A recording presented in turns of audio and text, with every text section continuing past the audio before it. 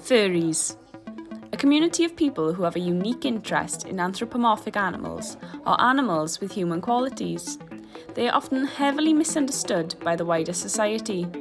I wanted to discover why these people turn to dressing up as animal characters to express their personalities and learn more about how they battle some of the stigmas surrounding the furry fandom.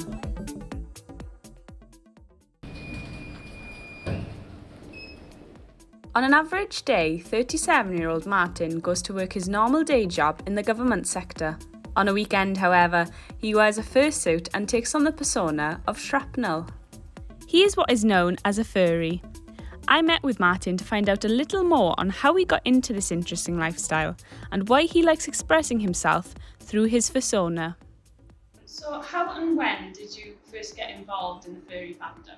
I got into the furry fandom about 20 years or so ago. I used to be massively into paintball, and there was a paintball webcomic on the internet called The Whiteboard, and it was about these animals that played paintball. So I got into that comic, and then in the forums they were discussing furries. So I Googled furries, which was a bit of a mistake at the time, and I just thought, this is pretty cool, and I kind of fell into it through my paintball hobby. Could you just describe what it means to be furry to you? To me, being a furry is just someone who enjoys the community of furries and enjoys anthropomorphic animals in general. So whether it's drawing them, jumping in fursuit, or going to conventions, or just chilling on online forums and chatting about them, enjoying Disney movies like Disney's Robin Hood is a favourite of mine. It's just people who really enjoy anthropomorphic animals to me. Martyn, like many other furries, attends regular meetups with like-minded people in the community. I sat down with Ray, the 19-year-old film student who organises monthly furry meetups in Cardiff, to find out why it is so important for furries to socialise in real life. Going back to around 2017, I first attended the pre-existing Cardiff Fur Meets, which were in the Eagle Bar in town. And I had fun the first few times, but I found that it was lacking a lot of things. Like the venue was quite small and it was quite dark in there, so it wasn't really suitable to fursuit in. And I don't know, it just seemed like everyone there was kind of frustrated, like they wanted more. So me and a couple of friends I'd made there decided, well, why don't we just try and make our own meetup and listen to the people. Be a small, compact. What is what you're trying to say? Be really compact. I just think, meeting a group of people with a common interest is a fantastic way to make friends. I myself have found myself becoming so much more extroverted due to the fandom. Because if it wasn't for the meetups and all the friends I've made here, I'd still just be in my room, just doing nothing, and it would be quite a lonely experience. So it's really helped me improve myself, and it's taught me a lot of skills that I can use for future careers, organizing stuff like this. It really helps. How does it make you feel when you put on the fursuit? It lets me be even stupider than I normally am. I can be a bit of a dumb nut at times, but once I get into shrapnel, it's all limits are off. I will go and do the stupidest things I can. It's just an excuse to be daft to me. It's liberating in a way. I can go off and do ridiculous things and no one knows it's me. I suppose the other furries know it is me. Talking about more of the negative side of the furry fandom, what are some of the misconceptions that the general public have? Misconceptions that the general public have. A lot of general public seem to have this thing in their head that it's just like a sexual thing or something like that. But I can guarantee for most furries, it's just an excuse to have fun and, go wild. Obviously, there are some people who are into that, but human beings will sexualize anything from cars to cucumbers. So, that's going to happen with every fandom. To be honest, the places we go are generally quite chill. We do one of our meetups in a pub, and we have their skittle alley, which is basically a function room. We've been told off a few times by the pub staff for going out into the bar in our fursuits for a laugh. But the general public's reaction is usually wow, that's so cool. shove your kids in front of you, let's get a picture, you know. It's and we go to Geek Retreat as well, and yeah, it's mostly people coming over and just like, well, this is really cool, what's going on? And we've even like got a few people that weren't furries to join our meets, just because they saw us hanging out. How does it make you feel when you see people who seem to think, wow, that's so cool, when they look at you? It's the best possible reaction you could get. Like, I think if we were to go out into like town and just like walk around the city centre in our suits, we'd probably get hassled eventually, but mostly I find the two reactions you get are generally like, whoa, this is amazing, or like weird, like looking at you weirdly, and what the hell's that? But I can't recall a time where I've ever like been like properly harassed because I've been wearing my fursuit or we've been doing furry stuff. Yeah? Come on! Right, Yeah. you don't like furry? You really like them?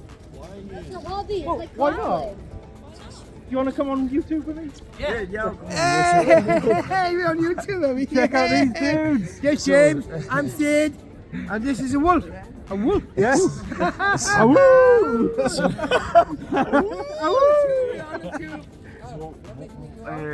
What makes you want to be a party? It's just a bit of fun. I like to hang out with these dudes, get really drunk usually, and have a good time. Can you show these dudes in the picture? Yeah. Perfect. But yeah, thanks for having me. No worries, dude, no worries. You take care of yourself. Honestly, nothing against it. Not my thing. Yeah, it's But not I totally respect it, and I hope you have a great time. No worries, dude. You take care of yourself, man. You too. Enjoy. Okay, do you think that that misconception of it being a strictly sexual thing has been kind of detrimental to the fandom? I don't think it's been detrimental as such that I suppose it has put off some people joining it, and it does get us a bit of a bad rap online. There's a lot of people on like Facebook and Twitter and that who outright hate furries. I ain't got no problem with their opinions. If that's what they want to think, then you know it's not like they're gonna come out doing anything to me. So.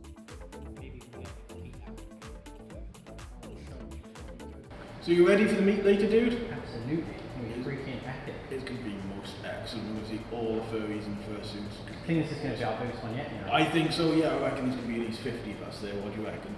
Yeah, somewhere along the lines. Yeah. Quite a few people interested in the chat. Ah, sweet. It's going to be awesome. Get a vlog it again. Oh, definitely. I'm going to film everything. Yeah. That's good. Maybe go for a little fursuit walk if it's Yeah, like. lovely day. Yeah, it's lovely. Yeah.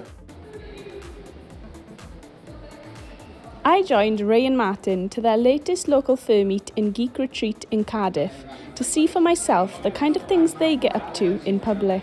And there's like one successful attempt, and then actually dog-shaped thing with Jesus nose. But hey, we can try. Let's see where we go. It's finding somewhere to put it.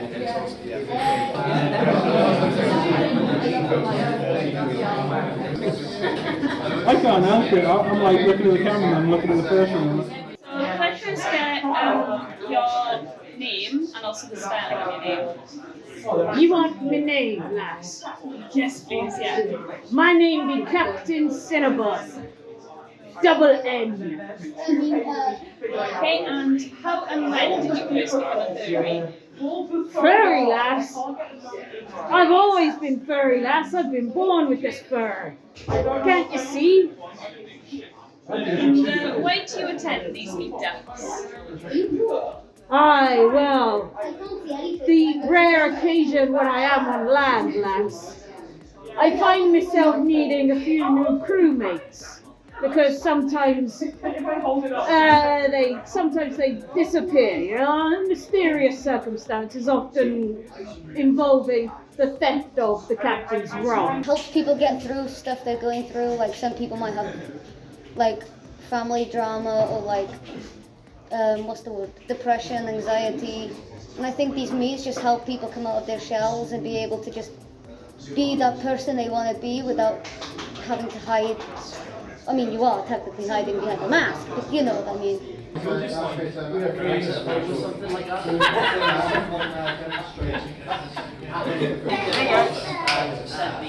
Wow.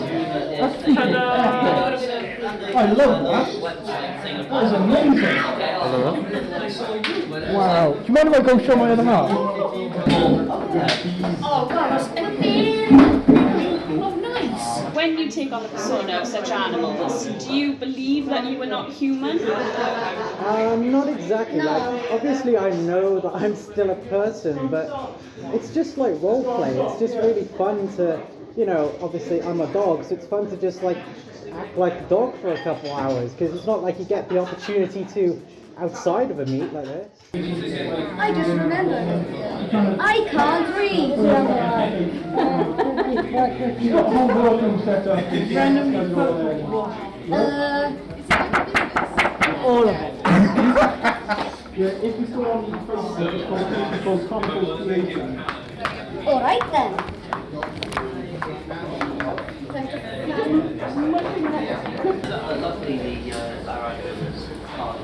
I would say I'd be a furry for the rest of my life, just because you don't really stop liking anthropomorphic animals. I mean, it's something that I'm always going to be into, and I can't see the fandom going anywhere. So yeah, I'd say, you know, I know at least one furry who's in his 70s.